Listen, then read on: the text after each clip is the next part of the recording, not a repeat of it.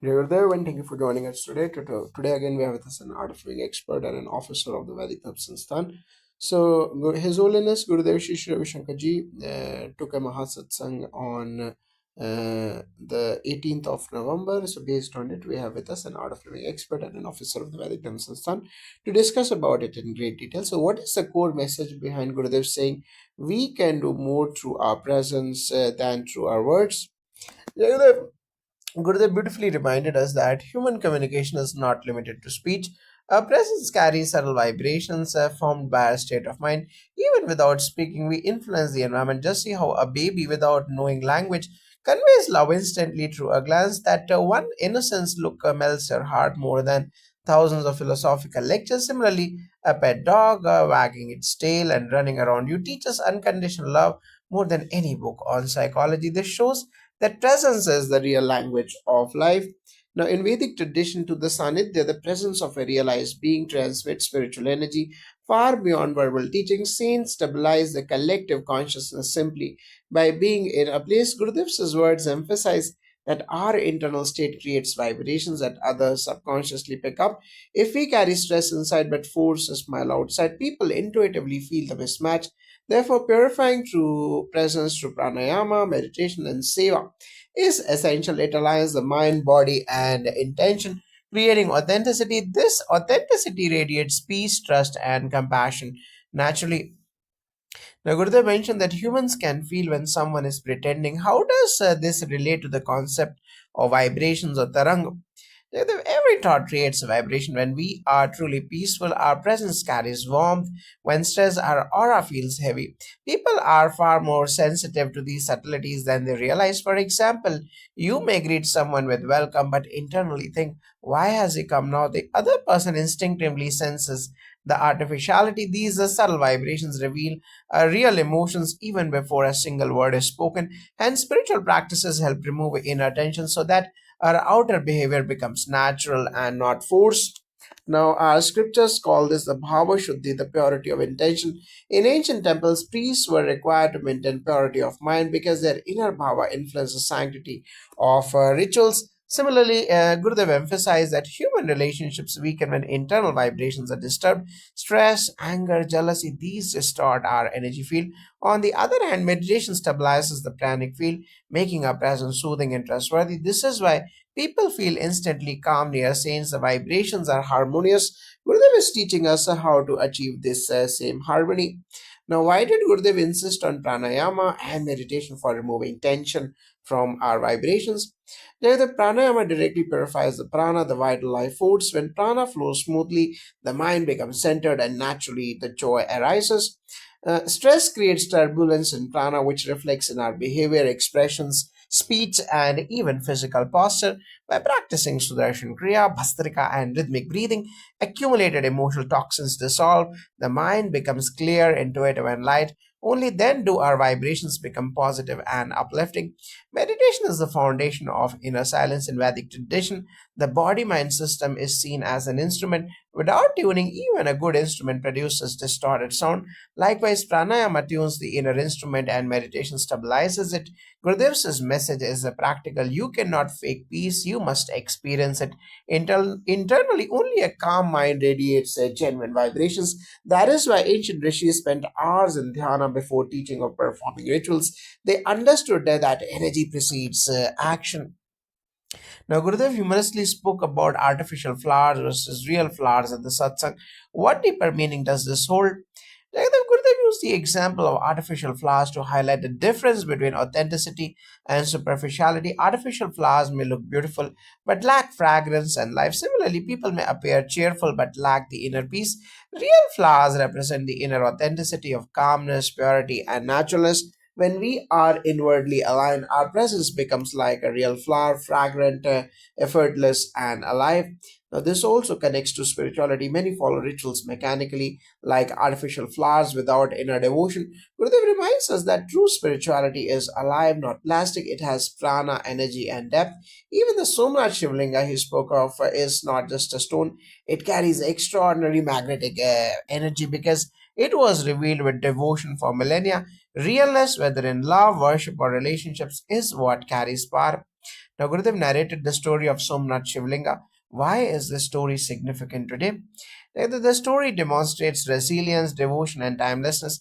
Despite 18 attacks by Mahmud Ghazni, the temple's sanctity lived on in the hearts of devotees. The Shivling was said to float due to its unique magnetic properties. Devotees risked their lives to preserve its fragments and carried them across India. This shows that spiritual heritage is not just architecture, it is a lived devotion. Historically, Somnath is the first Jyotirlinga representing the infinite light of Shiva. Its destruction and revival symbolize the indestructible nature of Dharma. Gurudev narrating this in Ganganagar reconnects people to their roots. The fact that geologists confirm unusual materials in the Shivling adds scientific curiosity. It teaches that spirituality and science are not opposites, they complement each other. Now, Gurudev mentioned that 500 devotees were martyred in a single day. How does this reflect the depth of devotion? The devotion gives courage. These devotees didn't see death as a loss, they saw preservation of the divine symbol as their duty. When devotion awakens, the fear dissolves. Gurudev highlights these sacrifices reminds modern society that devotion is strength, not weakness. Yes, in the Dharma Shastras, protecting places of worship is seen as punya. Those 500 devotees embodied unwavering faith. Their sacrifice preserved a sacred tradition for future generations. This reminds of our collective responsibility toward cultural and spiritual heritage. Now, why is the claim that the Shivling stone is not from this world considered remarkable? The geologists are saying that the shivling material is unknown to Earth adds a mystical dimension. It resonates with the idea that Jyotirlingas manifest divine energy beyond ordinary physical properties, whether extraterrestrial or a rare mineral. The key message is that some sacred objects carry extraordinary vibrations. Ancient texts mention the Swayamvahu lingas emerging spontaneously, a stone with unique magnetic polarity and no iron alliance with such descriptions. Science confirming anomalies strengthens the faith. Spiritual objects may hold properties yet unknown to modern science. Now, what is the relevance of magnetic force in spiritual objects? Magnetic energy influences the human brainwaves. Temples built with magnetically active stones create a meditative field. Somnath's floating shivling reflects immense natural energy, enhancing spiritual experiences. Ancient temple architects used geomagnetic science known as the Vastu Shastra. Magnetic stones focus prana. This is why devotees felt by powerful vibrations in old temples. The shivling's unique magnetic field is a part of this ancient wisdom. Now, why were the shivling fragments kept hidden for nearly 100 years? They were preserved secretly to protect them from further invasions and political instability. Saints wanted to ensure the fragments remained safe until India became capable of protecting its heritage. Again, the Shankaracharya of Kanchi instructed secrecy until India gained freedom, and a saint named after Shiva would arise in the south. The prophecy fulfilled when they reached Gurudev. This continuity of lineage shows deep trust in divine timing. Now, what does this prophecy reveal about the role of saints in preserving dharma? The saints act as custodians of spiritual heritage. Their guidance bridges centuries. They foresee challenges and preserve wisdom accordingly. In Vedic tradition, saints uphold dharma during difficult times. The prophecy shows intuitive knowledge passed from one lineage to the next, ensuring continuity of sacred traditions. Now, how does Gurudev's narration reconnect modern youth to their heritage? Here, the modern youth often seek meaning, identity, and authentic experiences. Gurudev narrates spiritual history not as mythology but as living heritage, something that can still be touched, felt, and scientifically studied. When he speaks of the Somnath Shivlings as magnetic anomaly or the courage of devotees, he makes history feel alive and relevant. Youth suddenly realize this is my culture, my land, my ancestors' devotion. Gurudev's storytelling bridges the emotional and intellectual worlds, appealing to the heart through devotion and to the intellect through logic. This integration speaks directly to young minds who seek both inspiration and rational understanding. Hearing that geologists found unknown materials in the shivling ignites curiosity. Learning about devotees who walked months with sacred fragments inspires respect. Together, these revive the cultural pride. Exactly, in the Vedic Dharma, stories are not just tales, they transmit the samskara or the impressions. Youth exposed to such narratives awaken the inner strength and identity. Gurudev makes heritage accessible, digestible, and exciting. When he says the shivling is not from this world, it sparks wonder. When he speaks of sacrifice, it instills the courage. Thus, Though compassionate, through compassionate communication, he reconnects the young generation to timeless Dharma without preaching. Now, how does the story of Somnath mirror the resilience of Dharma? There, the Somnath symbolizes the eternal nature of Dharma, destroyed repeatedly but rebuilt each time with even greater devotion. This reflects an inner truth. Spiritual values may face challenges externally, but they revive stronger from within. Just as the temple rose after invasions, consciousness rises after adversity. Gurudev's retelling reminds us that Dharma cannot be destroyed by force. It is rooted in the heart. Even when the external structure fell, the devotion carried the shivering fragments safely across India. This resilience shows that true spirituality is indestructible. Now, in scriptures, Dharma is described as Sanatana or eternal. Somnath is its living proof. The 500 devotees who sacrifice themselves represent the sole force that protects Dharma across centuries. The kings, the invaders, and empires came and went, but Dharma persisted. When Gurudev narrates this in modern satsangs, he is reminding society of its inner strength. Somnath is not just a temple, it is a symbol of India's undying spiritual backbone. Now, what is the role of intuition and divine timing in the prophecy Gurudev mentioned? Now, the prophecy that the fragment should be given to a saint named after Shiva in the south shows the power of intuition. Saints operate beyond linear logic, they perceive subtle planes of time. When Gurudev explained this prophecy in Ganganagar, he subtly highlighted that divine timing orchestrates events far beyond human planning. The fragments were preserved for a century, protected by unknown devotees, and surfaced exactly when the nation was spiritually ready. Yes, this aligns with the Vedic principle of Kala, Desha, and Patra, meaning the right time, place, and person. Saints foresee which custodian will uphold the sanctity of a sacred object. Gurudev being named Ravi Shankar linked to Shiva fulfills that intuitive vision. This is not superstition, it reflects a deeper dimension of awareness. Prophecies reveal the continuity of Dharma through enlightened masters.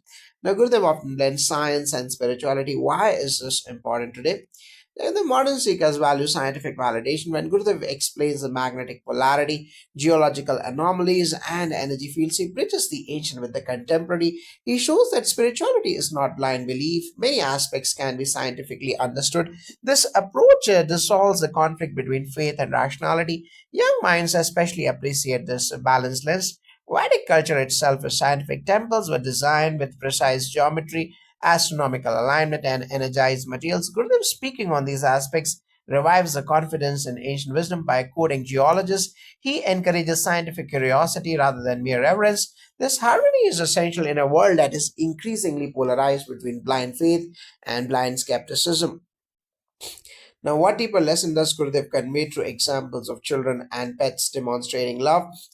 Jagadavi teaches that love is an experience, not a concept. We may talk endlessly about love, but a child's innocent glance or a dog's unconditional enthusiasm conveys love directly. These examples show that the purest love is spontaneous, natural, and without ego. Gurudev is inviting us to experience such love within ourselves, not through intellectualizing, but through presence. In scriptures, this is a prem tattva, the essence of love. True love has no calculation. Children and animals embody this purity externally and naturally. Their vibrations are clean, unfiltered. When Gurudev gives such simple examples, he brings profound spiritual truths into everyday life. He makes spirituality relatable. How can people develop the genuine presence Gurudev talked about? The presence arises from inner stillness practices like Sudarshan Kriya, meditation, chanting, and pranayama remove mental clutter. When the mind stops running in the past and future, we become naturally present. Presence cannot be manufactured, it emerges from inner centeredness. Additionally, seva, the selfless service, purifies intention. When ego reduces, presence becomes magnetic. Saints radiate presence because they are free from the inner noise. Gurudev is giving us the same blueprint: cleanse the prana, purify the mind, and live with awareness. Now, what does the floating Shivlinga symbolize spiritually? The floating Shivlinga symbolizes transcendence. Shiva represents the unmanifest. The formless, the space like consciousness. A Shivlinga that floats defies the physical limitations, reminding devotees that the divine is beyond material laws. It inspires awe and devotion. In Agama Shastras, certain stones are considered divya or divine because they hold cosmic energies. A stone with a single central magnetic pole aligns with the idea of Shiva as Ekabindu, the single point of creation. Thus, the floating shivling parallels the philosophical symbolism beautifully. How does Gurudev's storytelling style enhance the understanding? Yes, Gurudev, he uses humor, simplicity, and relatable examples. He connects deep wisdom with everyday experiences. This makes the listener feel included and uplifted, not overwhelmed. His stories carry spiritual depth but remain light-hearted. His style mirrors the ancient storytelling traditions where rishis taught through anecdotes, metaphors, and living examples, lived examples. The goal is not intellectual information by transformation of consciousness, Gurudev's talks awaken both joy and insight, which is the hallmark of true spiritual teaching. Now, what is the modern relevance of preserving the sacred objects like the Somnath Shivlinga fragments? They remind society of resilience, devotion, and identity. In a rapidly changing world, sacred objects anchor the cultural continuity. They inspire reverence, unity, and a sense of belonging. Preservation is not mere history, it is emotional and spiritual sustenance. Preserving such objects ensures that future generations feel connected to their roots. Sacred objects carry collective prana from centuries of worship. Losing them means losing a part of civilizational memory. This protection is a responsibility toward posterity. Now, what overall message did Gurudev convey in the Mahasatsang, this Mahasatsang at the Ganganagar? Yes, Gurudev conveyed that love, authenticity, presence, and inner peace are the real foundations of life. Spirituality is practical. It helps remove stress, refine vibrations, and make relationships meaningful. Heritage is alive and can guide us today. He also reminded society of the power of devotion, the resilience of dharma, and the importance of inner purity. Through stories like Somnath, he reignited the cultural pride through meditation. He gave tools of personal transformation. The message was clear: be authentic, be loving, and stay rooted in dharma. Now, how does Gurudev's emphasis on presence over words transform the modern relationships? Like, in today's world of constant digital communication, people speak a lot but connect very little. Gurudev's teaching reveals that real bonding happens through energy, not vocabulary. When two people sit in silence but feel deeply connected, that is presence. When someone listens with genuine attention, without judgment or distraction, the other person feels emotionally safe. Gurudev reminds us that smiles, tone, body language, and sincerity carry far more emotional weight than verbal expression. This understanding can transform families, workplaces, and friendships. Many conflicts arise not because of wrong words, but because the emotional presence behind them was absent. When your presence is calm, stable, and loving, even a few words can heal relationships. Presence creates trust, and trust creates harmony. In Vedic thought, this is known as Rasatmaka Sambandha, relationships built on subtle emotional essence rather than surface level interaction. Our ancestors valued silence because they recognize the vibrational connection between hearts. Gurudev's message revives this ancient principle in a modern context. By practicing meditation and pranayama, people cleanse their inner disturbances, making their presence healing rather than stressful. This is why people feel peaceful near saints. Their presence communicates more than sermons. Modern relationships can flourish if we cultivate such purity. Now, what can society learn from the devotion of those who protected the Somnath fragments for months on foot? Jagadath, their journey teaches unwavering dedication. They walked for months without modern conveniences, guiding only by love for Lord Shiva. Their devotion was not performative, it was lived, embodied, and courageous. Today, people become discouraged by minor obstacles. Gurudev retelling this story is a reminder that true devotion gives immense inner strength. When the heart is anchored in something sacred, the body gains endurance and the mind gains clarity. Those devotees saw the shivling not merely as a stone but as a living presence. That emotional connection gave them the resilience to cross forests, rivers, and dangers without fear.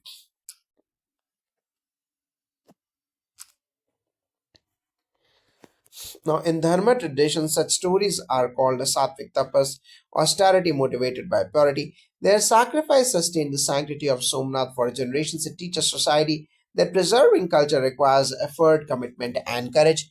People today enjoy the fruits of heritage but often forget the sacrifices behind it. Gurudev brings these stories forward to reignite respect and responsibility. We must protect both tangible and intangible heritage with the same spirit, not by force but with the love and devotion. Now, how does Gurudev's talk address the modern crisis of stress and emotional overload? Gurudev directly points out that one cannot hide inner stress. Even if a person smiles externally, stress leaks through vibrations. Today's society suffers from overstimulation, notifications, work pressure, and constant comparison. People smile in photos but feel lonely inside. Gurudev emphasizes that stress is an energetic burden, not just a mental one. He offers practical tools of pranayama, meditation, and breathwork. These techniques cleanse the nervous system, stabilize emotions, and create inner spaciousness. When stress dissolves from within, external behavior becomes genuine. Now, in Vedic psychology, stress is seen as Vritti Vikshobda, disturbance of mental waves. Only breath based practices can calm these waves effectively. Gurudev revives this ancient science in a relatable way. His teaching empowers ordinary people to manage stress without depending excessively on external solutions. He is offering a self healing mechanism rooted in ancient wisdom but validated by modern science. This is highly relevant today, especially for youth struggling with anxiety. Now, why does Gurudev repeatedly say that spirituality must be authentic, not artificial? Because artificial spirituality, that is, rituals without devotion, behavior without sincerity, disconnects people from true experience. Gurudev encourages people to feel spirituality, not merely perform it. Authentic spirituality comes from a peaceful mind, a loving heart, and a disciplined practice. It doesn't require pretension, just like artificial flowers lack fragrance. Artificial worship lacks energy. Gurudev wants people to taste the inner fragrance of meditation. Now, artificial devotion does not invoke divine presence. Scriptures say even a single drop of genuine bhava is more powerful than elaborate rituals done mechanically. Gurudev's teaching is aligned with this. Authenticity creates the inner strength, artificiality creates the inner conflict. Society today needs authenticity more than ever. Now, what is the connection between breath and emotions that Gurudev hints at? Every emotion corresponds to a particular breathing pattern. When angry, the breath becomes fast and shallow. When sad, breath becomes heavy. When peaceful, the breath becomes slow and deep. Gurudev teaches that by changing the breath consciously, one can change emotional states. Sudarshan Kriya works on this principle. It detoxifies the emotional impressions stored in the body. The Upanishads call breath the prana shakti, the carrier of life and emotion. Ancient rishis mapped emotional healing through breath thousands of years ago. Gurudev brings this ancient science back, making it accessible to all, regardless of caste, creed, or background. His breath based techniques are the greatest gift to modern humanity. Now, Gurudev mentioned that the shivling from the old tradition completed 100 years and was brought during the Kumbh. What is the spiritual significance of this event? Jagadev, the moment Gurudev spoke of the 100-year completion, it symbolized a cycle of renewal. A shivling being broken physically does not mean Shiva can be diminished. Gurudev beautifully said Shiva is eternal, none can destroy him. When the devotees brought the sacred Shivlanga during the Kumbh, they were essentially acknowledging that divine energy, through symbolized through form, actually transcends form. Gurudev receiving that shivling is not merely a physical act, it is an acceptance of continuity, tradition, and the living presence of Shiva. Now that the shivling is traveling across the nation, it represents the idea that Shiva is not confined. The divine energy is portable, it moves with devotion. Gurudev bringing it to Rajasthan carries deep meaning. He said that the idea arose from within a spontaneous inner guidance. This shows how saints respond to intuition aligned with cosmic intention. Rajasthan is the land of the brave, and bringing Shiva here symbolizes bringing courage, purity, and fearlessness to the people. Gurudev's message was clear: Shiva is not a stone, Shiva is a consciousness. The yatra of the Shivling mirrors the yatra of awakening happening in millions across India today. Now, when Gurudev said Shiva is in every particle, how should the modern seeker interpret this? This is one of the most profound statements in Sanatana Dharma. When Gurudev says Shiva kan kan mein hai, he is reminding us that Shiva is not an external deity alone, but an inner presence, the substratum of existence. Modern seekers who struggle with the idea of rituals or distant divinity can understand Shiva as pure consciousness, the intelligence that governs the breath, the mind, and the universe. In the Vedic text, Shiva represents both dissolution and auspiciousness, but on the experiential level, Shiva is felt in silence. This is why Gurudev always links Shiva to meditation. When he says Shivoham, it's not philosophy, it is the lived experience of merging with the infinite. Moreover, if Shiva is in every particle, then every being becomes worthy of reverence. That is why seva becomes natural. You don't serve out of obligation, you serve because you see divinity in all. That this message aligns with Gurudev's teachings. Seeing Shiva in the self is meditation, seeing Shiva in everyone is selfless service. So the modern seeker should understand every breath is Shiva, every moment of awareness is Shiva, and to recognize this is liberation. Now, Gurudev spoke about Shiva, consciousness, and truth, and beauty being inseparable. Could you elaborate? Yes, Jai Gurudev. Yes, when Gurudev said Satyam Shivam Sundaram, he gave us a complete map of spiritual evolution.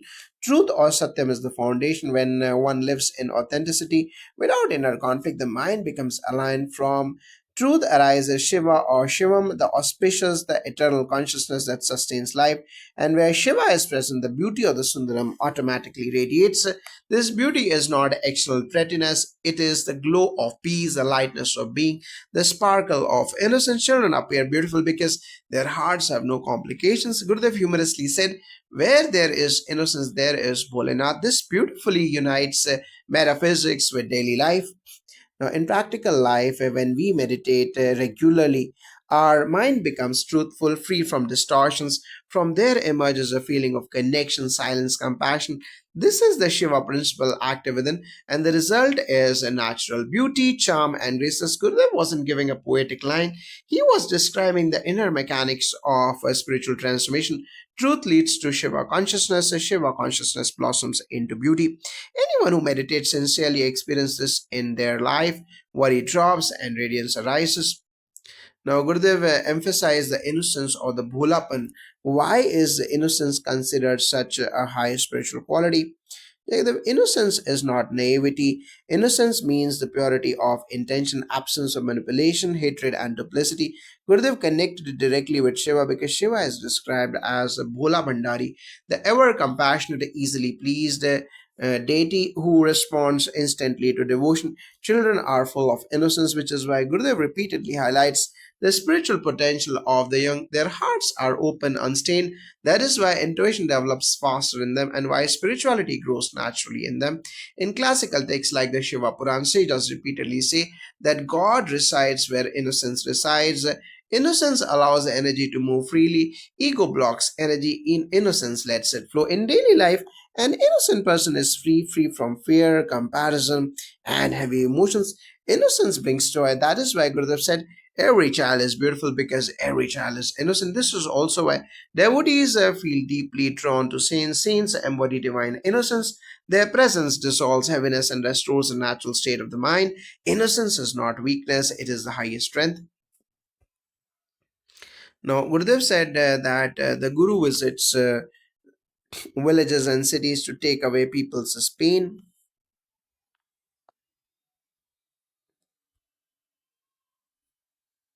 How do you interpret this spiritually? Yeah, this is a profound revelation of a guru's role. When Gurudev said that he comes to absorb people's pain, he spoke not from philosophy but from experience. A true master works at the energetic level. When devotees gather in large numbers, each person carries emotional burdens, inner wounds, disappointments, and mental pressures. In the Guru's presence, these burdens dissolve, not because he takes them on personally in a physical sense, but because the vibrational frequency around him is extremely high. It's like sunlight evaporating dew, pain evaporates naturally. Moreover, the Guru's compassion is boundless. When we approach with sincerity, the Guru's field of grace lifts us. Gurudev's message, give all your doubts here and go back joyful, reassures the devotee that the Guru's presence is a spiritual sanctuary. Now, this is why people across the world report feeling lighter after satsang, kriya, or meditation with Gurudev. He is not just giving teachings, he is transforming consciousness. Yes, Jagadish. So spirituality, this act is called the Dukkha Harana or dissolving sorrow. The Guru becomes a bridge between the individual and the cosmic source of healing. That is why millions travel great distances just to sit in his presence. Now, Jagadish, Gurudev spoke about the intuition and intuition demos, and the opening of the third eye in children. How does this align with the ancient Vedic understanding? The intuition demo that Gurudev mentioned represents a remarkable meeting point between ancient wisdom and modern experiential learning. In the Vedic tradition, the third eye or the Agya chakra is the center of inner perception, intuition, and higher knowledge. It is not about seeing mystical visions, it's about clarity, insight, and a perception that transcends the limitations of the senses. Children, as Gurudev said, are naturally receptive because their minds are uncluttered. They do not carry the burden of judgment, suspicion, or the heavy emotional layers adults accumulate. In yogic scriptures. This pure state is called a sahat sthiti, the natural state. When children participate in intuition programs, they simply reconnect with this natural state. Gurudev's intention is to bring intuition and the intuitive awareness to every child is revolutionary. He is democratizing what used to be reserved for ascetics or rare practitioners. In the Vedic Samsan, we see this as a revival of the ancient Gurukula approach where learning was not merely intellectual but experiential, where students tuned their minds to higher frequencies. The intuition demo is a living proof that consciousness, when nurtured, becomes capable of extraordinary perception.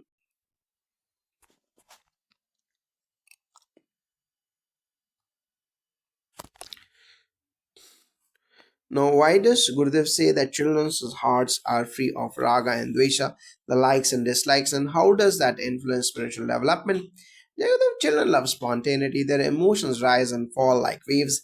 They do not hold on to grudges or attachments for long. Gurudev highlighted this because raga or cravings and dvesha or aversion are the core disturbances in the mind. According to the Patanjali's Yoga Sutras, adults accumulate preferences, judgments, the emotional baggage, the resentment, all of which cloud perception and reduce spiritual sensitivity. Children, however, return to their innocence quickly. The state of emotional fluidity allows them to grasp the subtle experiences like intuition, meditation, and stillness much faster.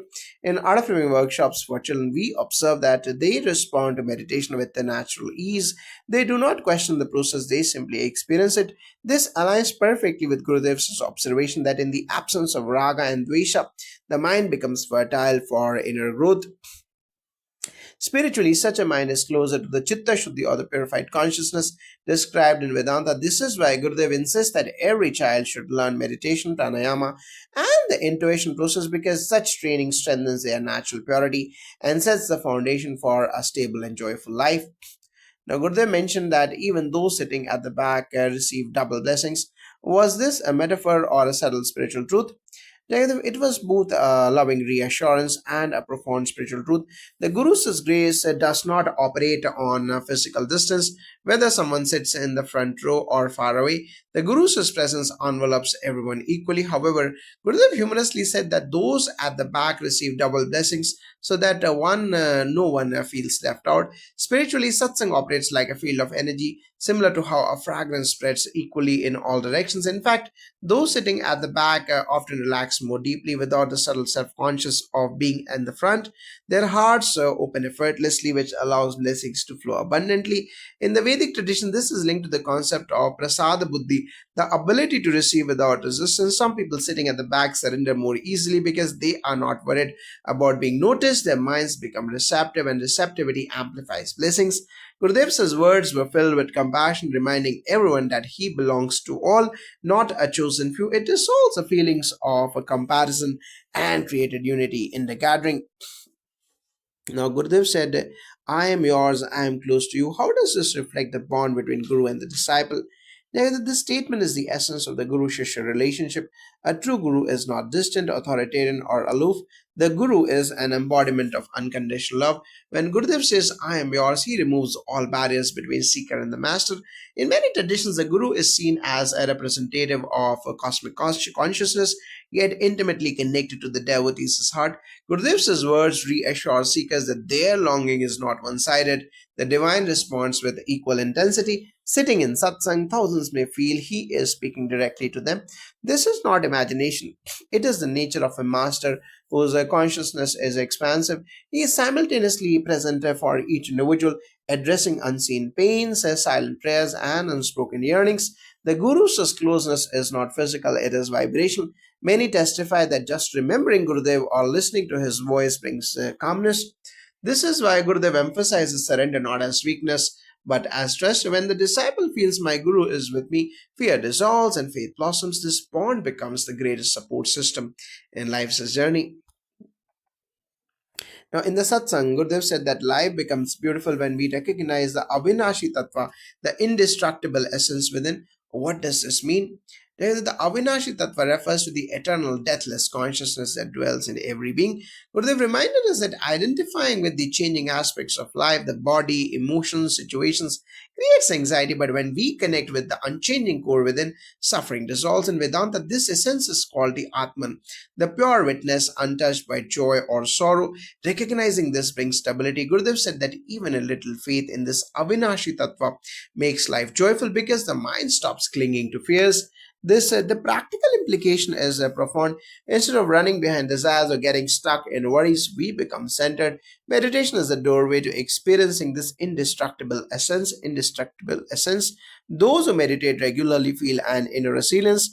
They handle challenges with grace. Gurudev wants every seeker to feel, to live from this unshakable core.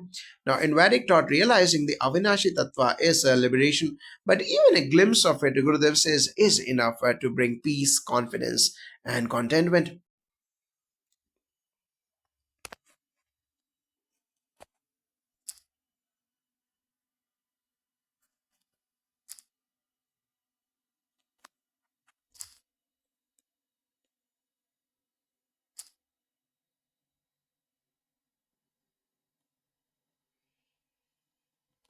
Now, Gurudev humorously asked whether people wanted bhajans or a conversation.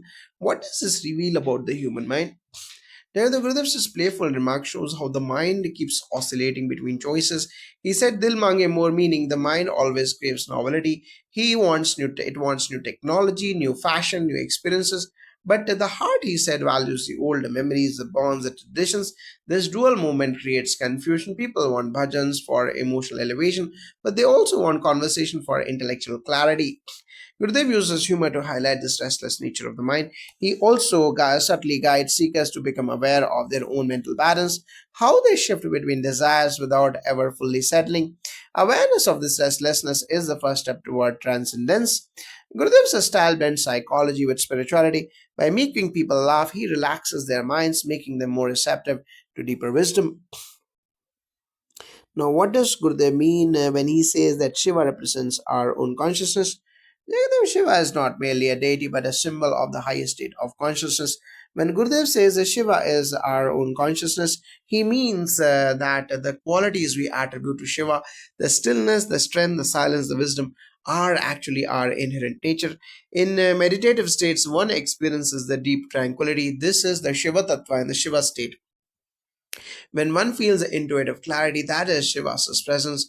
When compassion flows to a Shiva, understanding Shiva is as consciousness helps modern seekers move beyond ritualistic boundaries and discover the spiritual dimension within. Gurudev's teaching bridges the ancient symbolism with the inner experience. Thus, worship of Shiva can become an inward journey, recognizing the divinity residing in one's own being. Now, Gurudev said that serving others becomes effortless when we see Shiva in everyone. How does this transform society? Jagadeva, when you see divinity in everyone's service is no longer a charity, it becomes reverence. This shift from sympathy to sacredness changes the entire spirit of service. Gurudev often says, serve because you see yourself in the other. This dissolves the ego. Compassion becomes natural. In such a mindset, social work is not tiring. It becomes energizing because you feel connected rather than obligated. When communities operate with this understanding, divisions melt. Religious, caste, or social barriers transform because you perceive a shared consciousness. Seva becomes the binding force of a society. This is why the Art of Living service projects from river rejuvenation to rural education are infused with this spiritual ethos. The work is not transactional, it stems from oneness. Seeing Shiva in all leads to harmony, cooperation, and collective upliftment. Society becomes grounded in respect and empathy. Now, Gurudev said that meditation takes us into the Shiva Tattva. What is the nature of this state? Neither the Shiva Tattva is a state of complete inner stillness. It is infinite, silent, and blissful. When you meditate, the mental noise settles and you touch the substratum of consciousness, which is Shiva. This state is not imagination, it's a tangible experience of deep peace. Thoughts become insignificant, the breath becomes subtle, and awareness expands. Gurudev says meditations guide seekers effortlessly into the state. When people say they feel lighter, joyful, or centered after meditation, they are experiencing the Shiva Tattva within themselves. In scripture, Shiva is described as Nirguna or beyond attributes because the state cannot be defined in words, it can only be experienced in silence. Meditation is the portal, and Gurudev is the guide who helps millions enter this profound dimension. Now, why does Gurudev bring spirituality into everyday life instead of keeping it confined to temples or rituals? Gurudev believes that spirituality is the art of living, not merely the art of performing rituals. He aims to make spirituality practical, joyful, and accessible. Temples are sacred, but if spirituality remains confined to temple walls, its transmitted power remains limited. Gurudev brings it into daily life, like relationships, education, work, society, so people experience the lasting peace. The breathing techniques, the meditation, the seva, and wisdom become tools to handle life's challenges. Spirituality becomes a living experience rather than a weekend activity. This approach reflects the ancient Vedic wisdom where spirituality permeated every aspect of society, from governance to education. Gurudev is reviving this holistic approach in the modern world. Now, Gurudev emphasized that beauty arises where there is truth and Shiva. How does this reflect the real life? The true beauty shines when the mind is aligned with truth and consciousness. A person who lives truthfully radiates confidence and simplicity. One aligned with Shiva, the inner silence radiates peace. These two qualities naturally create beauty. This is why saints look beautiful even without adornment. Their presence soothes the mind. Gurudev refers to this inner beauty as Sundaram. In daily life, when one is honest and centered, relationships become harmonious, decisions become clear, and actions become graceful. This beauty is enduring, it does not fade with age or circumstance. This Gurudev's statement is not philosophical, it is a practical formula for a beautiful life. Jai Gurudev.